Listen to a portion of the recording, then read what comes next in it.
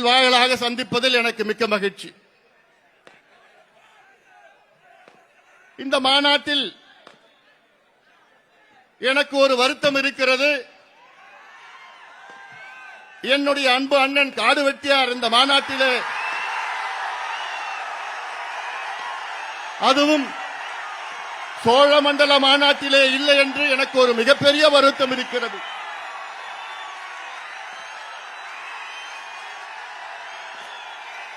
காரணம், சோழமண்டலத்தில் பிறந்த காடு வெட்டியார் அவர்களை இன்று நமக்கு ஒரு மாவீரனாக உருவாக்கியது நம்முடைய இனமான காவலர் மருத்துவர் ஐயா அவர்கள். அவர் நம்மிடம் இருந்திருந்தால் இந்த சமுதாயம் இன்னும் ஒற்றுமையாக இருந்து நாம் ஐயாவுடைய இலக்கு நமக்கு சமூக நீதி வேண்டும் என்று,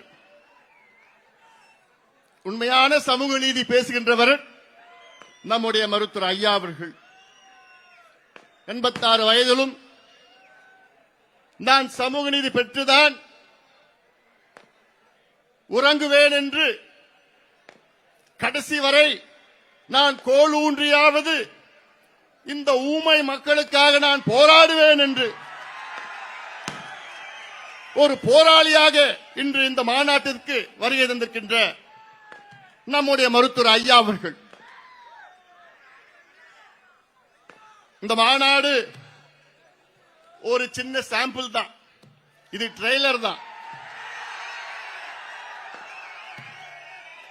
மெயின் பிக்சர் மே மாதம் 11ஆம் தேதி மாமல்லபுரத்திலே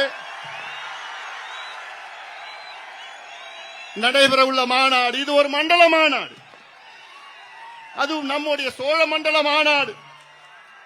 சோழர்கள் நம் முன்னோர்கள், அவர்கள் வழியில் வந்தவர்கள். இந்த மாநாட்டை ஒரு சமுதாய நல்லிணக்க மாநாட்டாக நடத்த வேண்டும் என்ற நம்முடைய ஐயா அவருடைய விருப்பம் இது. ஐயா அவர்கள் ஏதோ இந்த மாநாட்டை திடீரென்று ஒரு சமுதாய மாநாடாக நடத்தவில்லை. இதற்கு முன்பு ஐயா அவர்கள் கிட்டத்தட்ட 20 மாநாடுகளை தமிழ்நாடு முழுவதும் சமுதாய நல்லிணக்க மாநாடாக எத்தனையோ மாநாடுகளை நடத்தியிருக்கின்றார் ஐயா அவர்கள். அதற்கு காரணம் அனைவருக்கும் வளர்ச்சி, அதிலும் குறிப்பாக அடக்கப்பட்ட, ஒடுக்கப்பட்ட, வஞ்சிக்கப்பட்ட, அடிமையாக்கப்பட்ட மக்கள் முன்னுக்கு வர வேண்டும் என்ற நோக்கத்திலே தான் இந்த இயக்கத்தை உருவாக்கியிருக்கின்றார் ஐயா அவர்கள். நமது கட்சியையும் உருவாக்கியிருக்கின்றார் மருத்துவர் ஐயா அவர்கள். நினைத்து பாருங்கள், இன்று மருத்துவர் ஐயா அவர்கள் தமிழ்நாட்டில் மட்டுமல்ல இந்தியாவிலே 6 இடஒதுக்கீடுகளை பெற்று தந்திருக்கின்றார். இன்னைக்கு இந்தியாவில் ஒரே ஒரு இடஒதுக்கீடு பெற்று அப்படி ஏதாவது ஒரு தலைவர் இருக்கின்றார்களா? யாரும் கிடையாது. போராடி தந்த தலைவர் யாரும் கிடையாது. ஆனால் ஐயா அவர்கள் 6 இடஒதுக்கீடு. இங்கே நாம் கூடியிருக்கின்ற காரணம், ஒரு சிலர் சொல்வார்கள் இந்த மாநாட்டை வன்னியர் சங்கம் நடத்துகிறது, ஆனால் அதில்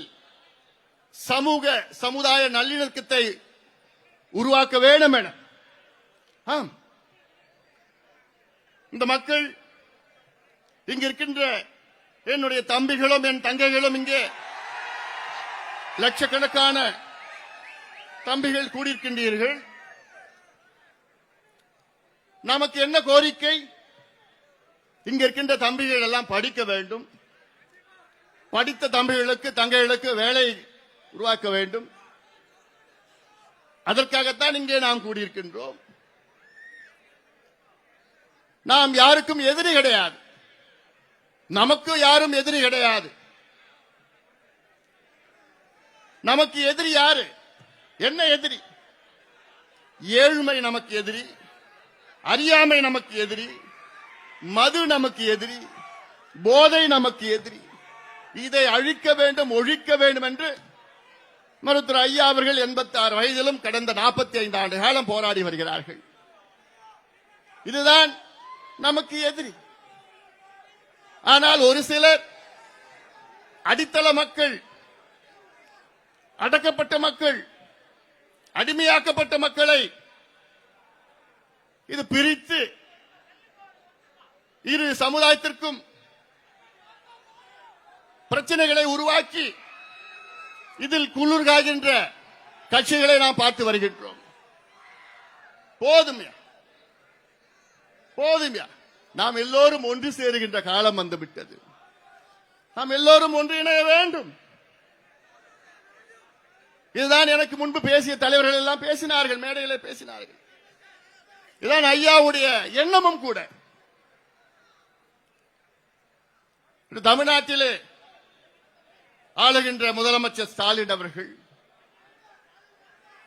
முதலமைச்சர் அவர்களே, நாங்கள் கேட்பது தமிழ்நாட்டிலே சாதிவாரி கணக்கெடுப்பை நடத்துங்கள், நடத்தி தமிழ்நாட்டில் உள்ள 100 விழுக்காட்டு மக்களுக்கும் இடஒதுக்கீடை வழங்குங்கள், அனைத்து சமுதாயத்திற்கும் இடஒதுக்கீடை வழங்குங்கள் என்று ஏதோ நேற்று என்று கிடையாது. 45 ஆண்டுகளுக்கு முன்பாக வன்னியர் சங்கத்தை தொடங்குகின்ற அந்த நாளில் அப்பொழுது போட்ட முதல் தீர்மானமே இதுதான். 45 ஆண்டு காலம் ஒரு தலைவர் தொடர்ந்து சமூக நீதிக்காக போராடி வருகின்றார் என்றால் இது சாதாரண விஷயம் கிடையாது.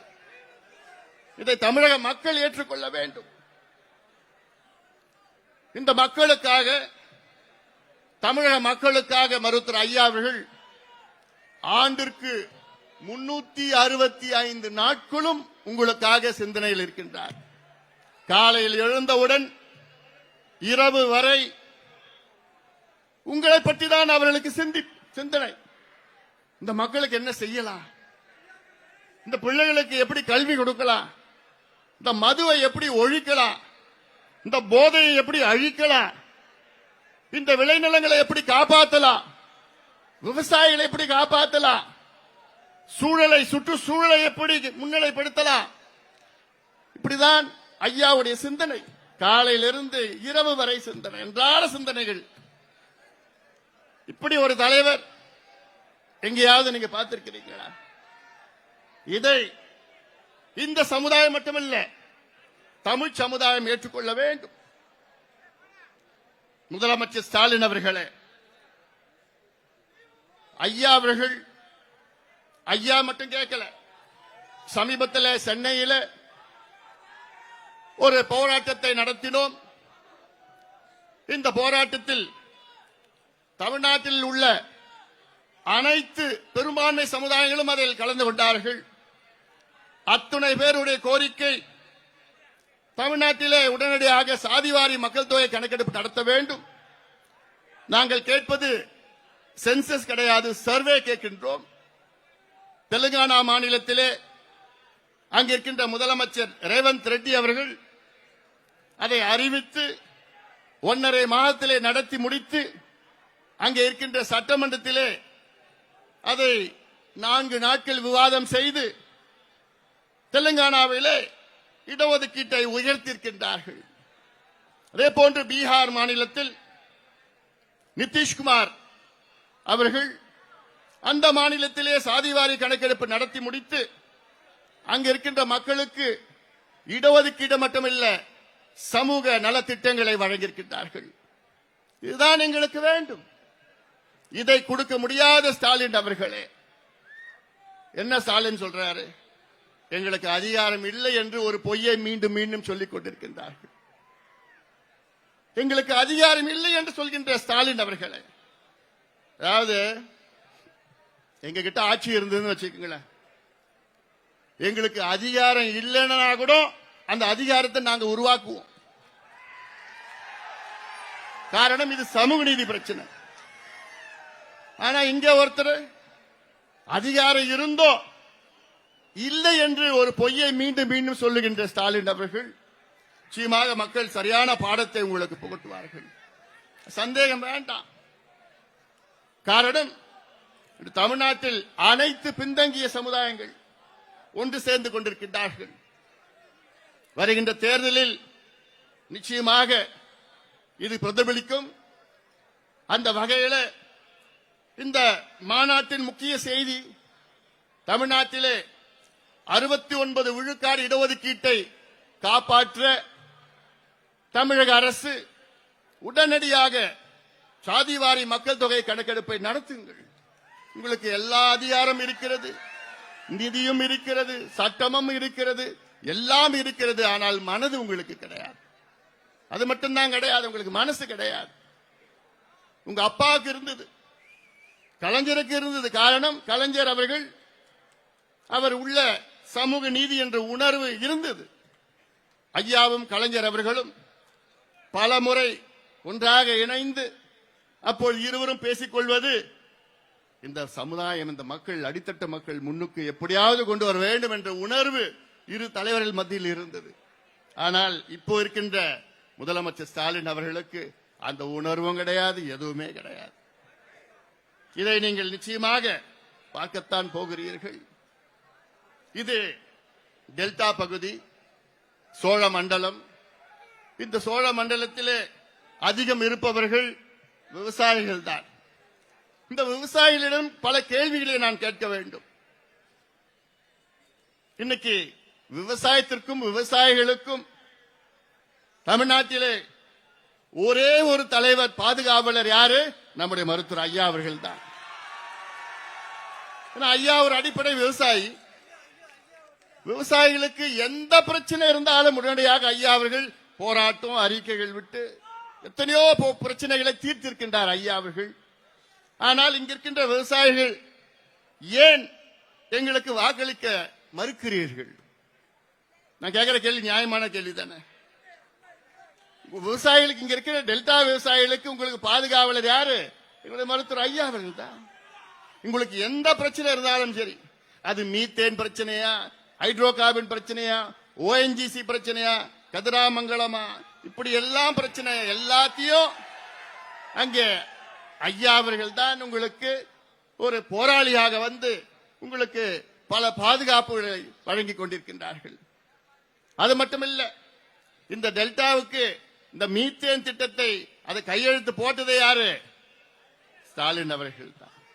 இப்படி ஒரு தலைவர் ஸ்டாலின் அவர்கள். இன்னைக்கு நீங்கள் எல்லாம் அவரை முதலமைச்சராக இருக்கிறீர்கள். சமீபத்தில் நாடாளுமன்ற தேர்தலில் நம்முடைய வேட்பாளர் இங்கே போட்டியிட்டார். ஆனால் அவரை விட்டு சென்னையிலிருந்து யாருன்னு கூட தெரியாது. இந்த தொகுதிக்கும் சம்பந்தம் கிடையாது, இந்த மக்களுக்கும் சம்பந்தம் கிடையாது. எங்கிருந்தோ வந்து அந்த ஒரு வேட்பாளரை 3 லட்சம் ஓட்டு, 3 லட்சம் வாக்குகள் வித்தியாசத்தில் வெற்றி பெற வைக்கிறீர்களே, உங்களுக்கு என்னதான் நாங்க செய்யணும்? அப்புறம் உண்மையான உங்களுக்கு பாதுகாவலர் யாரு? ஒட்டுமொத்தம் இந்த சோழர் மண்டலம், இந்த டெல்டா பகுதியை பாதுகாக்க, காவிரி டெல்டாவை பாதுகாக்கப்பட்ட மண்டலமாக சட்டத்தை கொண்டு வந்தவர் எங்களுடைய மருத்துவர் ஐயா அவர்கள். அந்த சட்டம் மட்டும் இல்லைன்னா இன்னைக்கு இந்த காவிரி டெல்டாவை அழிச்சிட்டு இருப்பாங்க. இந்த காவிரி டெல்டாவில் பெட்ரோ கெமிக்கல் மண்டலம் கிட்டத்தட்ட 45 கிராமங்கள். இந்த 45 கிராமங்கள் மட்டுமில்ல, ஒட்டுமொத்த டெல்டாவை அழித்திருப்பார்கள். அப்படி அவ்வளோ பெரிய திட்டத்தை கொண்டு வந்து அதில் முதலாக போராட்டத்தை அறிவித்தவர் நம்முடைய மருத்துவர் ஐயா. அறிவித்து பல கட்ட போராட்டங்களை நடத்தி இன்று அந்த திட்டத்தையே அரசாங்கம் ரத்து செய்திருக்கிறது. மீண்டும் சொல்கின்றேன், ஒட்டுமொத்தமாக பாதுகாக்கப்பட்ட மண்டலமாக நம்முடைய மருத்துவர் ஐயா அவர்கள் இந்த காவிரி டெல்டாவை பாதுகாவலராக இருந்து வருகிறார்கள். அதனால்தான் நான் கேட்கிறேன், நியாயமா நான் கேட்கிறேன். நான் இதெல்லாம் சிந்திக்க வேண்டும். இந்த டெல்டா பகுதியில் மட்டுமில்ல, மக்கள் சிந்திக்க வேண்டும். நாங்க கேட்கறது என்ன? எங்களுடைய உரிமையை நாங்க கேட்கிறோம். அதிலும் குறிப்பாக இந்த சமுதாயம் மிக மிக மிக மிக பின்தங்கிய சமுதாயமாக, கூலிகளாக வாழ்ந்து கொண்டிருக்கின்ற சமுதாயத்திற்கு இந்த பிள்ளைகளுக்கு படிப்பு வேணும், படிச்ச பிள்ளைகளுக்கு வேலை வேண்டும் என்று அதைத்தான் தொடர்ந்து ஐயா அவர்கள் போராடி வருகிறார்கள். சமுதாயம் ஒன்றாக சேர்ந்து போராடி கொண்டிருக்கின்றோம். இதையெல்லாம் சமுதாய மக்கள் நீங்கள் எல்லாம் புரிந்து கொள்ள வேண்டும். ஒற்றுமையாக இருக்க வேண்டும். அங்கும் இங்கும் என்று சொன்னால் அதுக்கப்புறம் யார் யாரோ நீங்க வழிவகுத்து இருக்கிறீர்கள். அதனால்தான் இந்த செய்தியை இங்கே உங்களிடம் சொல்ல நாங்கள் கடமைப்பட்டிருக்கின்றோம். இந்த ஒட்டுமொத்தமாக நீங்கள் வாருங்கள். நம் அதாவது நம்முடைய இங்க ஏர்போர்ட் மூர்த்தி பேசினார். அவர் பேசினது யதார்த்தமான பேச்சு தான். 58 ஆண்டுகள் திராவிட கட்சிகள் தமிழ்நாட்டை ஆண்டு வருகிறது. அதிலும் குறிப்பாக திமுக ஆட்சி செய்கின்ற அது முக்கிய காரணம். இந்த ரெண்டு பெரிய சமுதாயத்தை பிரித்து ரெண்டு பெரிய சமுதாயத்துக்கு பிரச்சனையை உருவாக்கி இங்க அப்படி கொளுத்தி போடுறது, அங்க அப்படி கொளுத்தி போட்டு இவங்க ஆட்சியில் வந்துட்டு இருக்கிறாங்க. இப்பயாவது மக்கள் புரிந்து கொள்ள வேண்டும். நாம் யாருக்கும் எதிரி கிடையாது, நமக்கு யாரும் எதிரி கிடையாது. இதை நீங்கள் புரிந்து கொள்ள வேண்டும். இங்க இருந்து ஒரு 10 கிலோமீட்டர்ல தான் இருக்குது குடிதாங்கி. 10 கிலோமீட்டர்ல குடிதாங்கி 1993 காலையில திண்டிவனத்துக்கு ஒரு போன் வருது. கலெக்டர் பேசுறார். என்ன ஐயா, நீங்க அவசியம் வரணும், குடிதாங்கிக்கு வரணும். என்ன பிரச்சனைன்னு கேட்கிறேன். இல்லைங்க, இங்க பிரச்சனை ஒரு பட்டியலின சமுதாயத்தின் உடைய உடல்ல ஊர் வழியா எடுத்துட்டு போக முடியல, பிரச்சனை பண்றாங்க, அடக்க பண்ண முடியல, ஒரு நாள் முழுவதும் அப்படி இருக்கு. நீங்க வந்தாதாங்க இந்த பிரச்சனை தீரும். ஐயா வராரு. உடனடியாக அங்க இருக்கிற டாக்டர் வேலையை அங்க ஓரம் கட்டிட்டு இங்க வராரு. வந்து ஊருக்கிட்ட பேசுறாரு. என்னன்னு கேட்கிற. இல்ல, இந்த பக்கம் வழியா கூட்டிட்டு போக முடியாது, எடுத்துட்டு போக முடியாதுன்னு சொன்னாங்க. உடனே ஐயா அவர்கள் பேசி பார்க்கிற 5 மணி நேரம் பேசுறாரு. இல்ல இல்ல முடியாதுன்னு சொல்றாங்க. ஏன் முடியாது? இல்ல இல்ல அது பழக்கம், இது பழக்கம். பிறகு பேசி பார்த்தாரு, முடியலன்னு. பிறகு ஐயா அவர்கள் அந்த போங்க தூக்குங்கன்னு சொல்லிட்டு ஐயா அந்த பட்டியலின சமுதாயத்தை சார்ந்த அந்த பிணத்தை தன் தோளிலே சுமர்ந்து அந்த குடிதாங்கி ஊர் வழியா நடுவுல நடந்து போறார். ஐயா சொல்றார், யார் என்ன சொன்னாலும் அமைதியா இருங்க, யார் என்ன சொன்னாலும் அது யாரும் ரியாக்ட் பண்ணக்கூடாது, அமைதியா வாங்கன்னு சொல்லி ஐயா அந்த பிணத்தை தன் தோளிலே சுமர்ந்து அதை அடக்கம் செய்து பிறகு திண்டிவனத்துக்கு செல்கின்றார். இதுதான் ஐயா, இதுதான் ஐயா. ஆனா ஐயாவுக்கு என்ன பேரு? என்னென்னமோ பேர், அதெல்லாம் சொல்றதுக்கு அசிங்கமா இருக்கு. இப்படி ஒரு சமூக சீர்திருத்தவாதி ஐயா அவர்கள். இந்த சமுதாயங்கள் எல்லாம் ஒன்றாக இருக்க வேண்டும், ஒன்றாக வளர வேண்டும், ஒற்றுமையாக இருக்க வேண்டும். சமுதாயங்கள் எல்லாம் ஒன்றாக வளர்ந்தால்தான், முன்னேறினால்தான் தமிழ்நாடு முன்னேற்றம் அடையும். இதுதான் உண்மையான முன்னேற்றம். எங்களுக்கு பெரிய பெரிய மால் வேண்டாம், ஐடி பார்க் வேண்டாம், எங்களுக்கு பெரிய பெரிய ஏர்போர்ட் வேண்டாம், எங்களுக்கு பெரிய பெரிய அடுக்குமாடி கட்டிடங்கள்லாம் வேண்டாம். எங்களுக்கு வேண்டியது படிப்பை கொடுங்கய்யா, எங்களுக்கு வேண்டியது படிச்ச பிள்ளைங்களுக்கு வேலையை கொடுங்கய்யா. அதுக்கு தான் நாங்க போராடிட்டு வரோம். அந்த போராட்டத்தை கொச்சவரப்படுத்திட்டு இருக்கீங்க. இங்க வந்திருக்கிற இளைஞர்கள் எல்லாம் எதுக்கு வந்திருக்கிறீங்க? உங்களுடைய உரிமைகளுக்காக. உங்கள் உரிமைகள் என்ன? நீங்க முன்னேறணும், சமூக நீதி பெற வேண்டும்.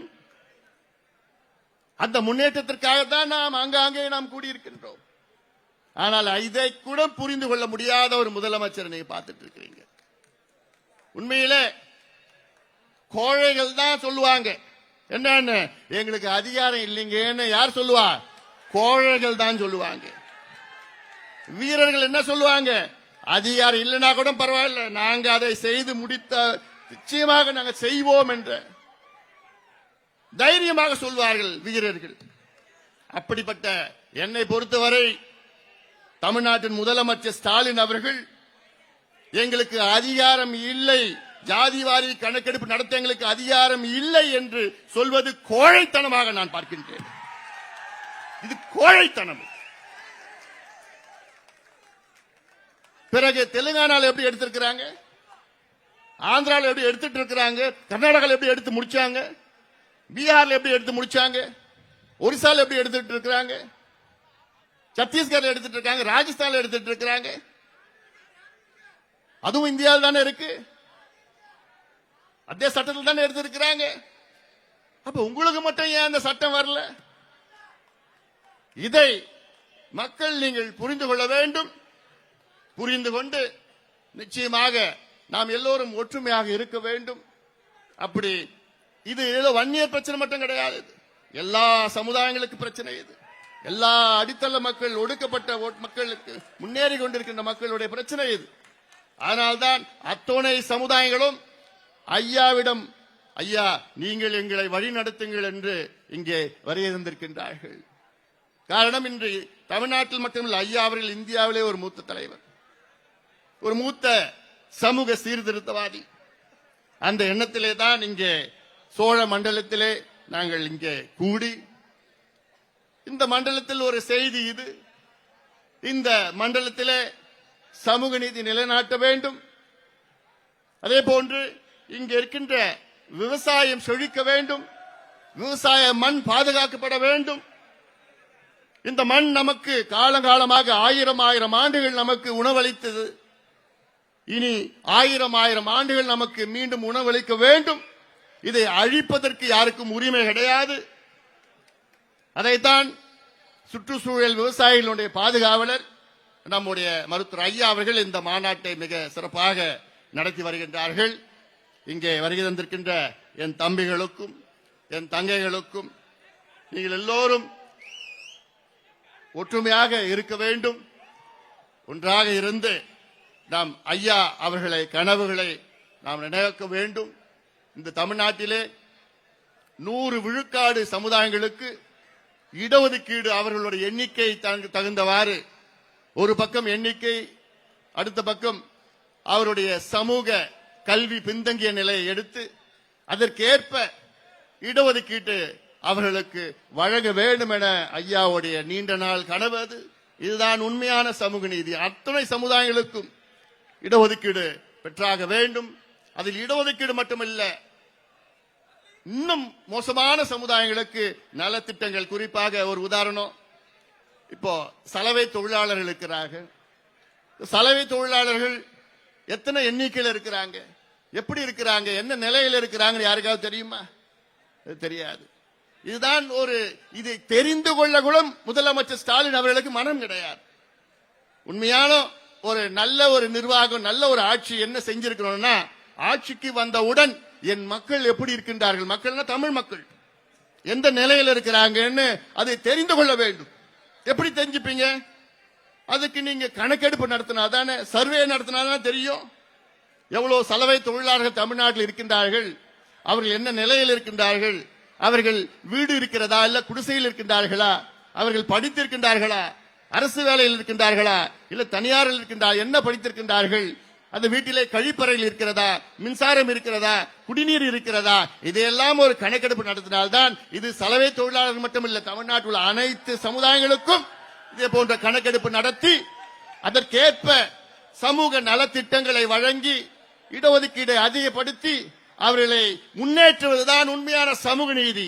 இதை செய்ய மறுக்கின்ற ஸ்டாலின் அவர்களே, இந்த தமிழ் சமுதாயம் ஒன்றாக இணைந்து உங்களுடைய அநியாயத்தை, அக்கிரமத்தை நாங்கள் நிச்சயமாக அமைதியாக நாங்கள் பார்க்க போவது கிடையாது.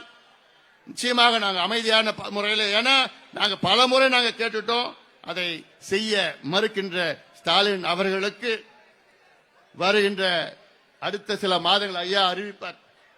என்ன செய்ய போறார் ஐயா அறிவிக்க போறார். ஏன்னா நாங்க பொறுத்து பார்த்துட்டோம். இது ஏதோ அரசியலுக்காக, தேர்தலுக்காகலாம் நாங்க கூடல.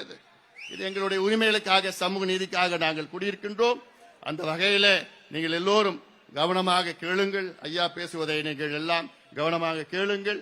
காரணம், இது உங்களுடைய வாழ்க்கை சம்பந்தமான செய்திகள், உங்களுடைய எதிர்கால சம்பந்தமான செய்திகள். உங்கள் மட்டுமல்ல, இந்த சமுதாயம், அந்நிய சமுதாயம் மட்டுமல்ல, தமிழ் சமுதாயத்தில், தமிழகத்தில் உள்ள அடித்தள மக்களுக்கு இருக்கின்ற செய்திகள்.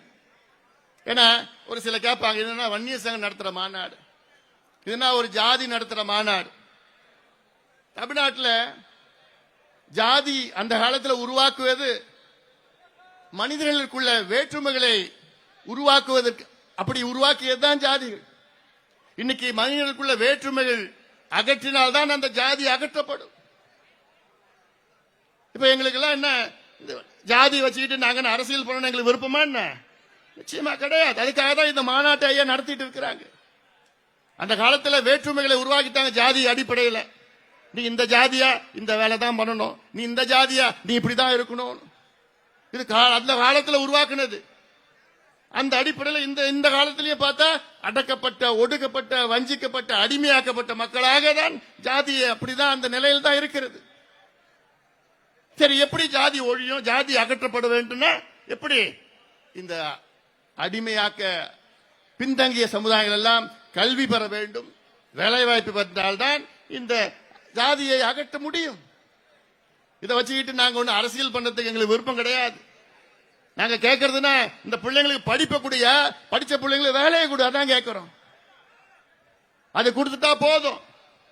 இந்த வேற்றுமைகள்லாம் அகற்றப்பட்டால் நிச்சயமாக நீங்க நல்ல ஒரு தமிழ் சமுதாயம், வளர்ந்த சமுதாயமாக, இந்தியாவில் இல்ல உலக அளவில் வளர்ந்த சமுதாயமாக மாற்ற வேண்டும் என்றால் உண்மையால சமூக நீதி அதை பெற வேண்டும். உண்மையால சமூக நீதி பெற வேண்டும் என்றால் மக்கள் எந்த நிலையில் இருக்கின்றார்கள் என்று அதை தெரிந்து கொள்ள உடனடியாக சாதிவாரி கணக்கெடுப்பை சர்வே நடத்துங்கள். சர்வே நடத்தி இந்த மக்கள் இந்த நிலையில் இருக்கின்றார்கள் என்று அதை கணக்கெடுப்பு நடத்தி அதற்கேற்ப வியூகங்களையும் திட்டங்களையும் வகுத்து இந்த தமிழ் சமுதாயத்தை முன்னேற்ற தமிழக அரசு நிச்சயமாக அதை உடனடியாக செய்ய வேண்டும் என்று இந்த நேரத்திலே நான் கேட்டுக்கொண்டு, நான் மீண்டும் சொல்றேன், என் தம்பிகளுக்கும் என் தங்கைகளுக்கும் இந்த ஆண்டு நமக்கு மிக முக்கியமான ஒரு ஆண்டு.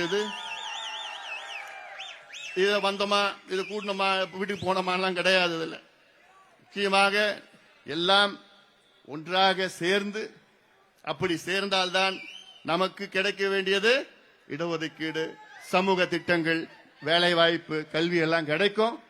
அதை நீங்கள் முக்கியமாக நீங்கள் சிந்தித்து ஒன்றாக ஒற்றுமையாக இருக்க வேண்டும் என்று சொல்லி, நீங்க எல்லாம் வீட்டுக்கு பத்திரமா போங்க. எந்த ஒரு ஆரவாரம் இல்லாம அமைதியா நீங்க போகணும். ஏன்னா எனக்கு வீட்டுக்கு போற வரைக்கும் எனக்கு பக்கு பக்கு பக்குன்னு இருக்கும். என்னடா, ஏன்னா நீங்க எல்லாம் ஒவ்வொரு தம்பியும் எனக்கு உங்களுடைய உயிர் விலை மதிக்க முடியாத உயிராக என்னுடைய தம்பிகள், என் தங்கைகள் எல்லாம்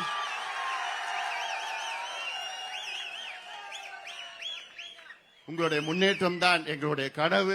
அதற்காகத்தான் நாங்கள் இங்கே இருக்கின்றோம். அதற்காகத்தான் உங்களை எல்லாம் நம்மளை வழிநடத்துகின்ற மருத்துவர் ஐயா அவர்கள் வழிநடத்தி கொண்டிருக்கின்றார்கள். இந்த மாநாடு மிக சிறப்பாக நடந்து கொண்டிருக்கிறது. அனைவருக்கும் என்னுடைய வாழ்த்துக்கள், பாராட்டுக்களை தெரிவித்து அமர்கின்றேன். வணக்கம்.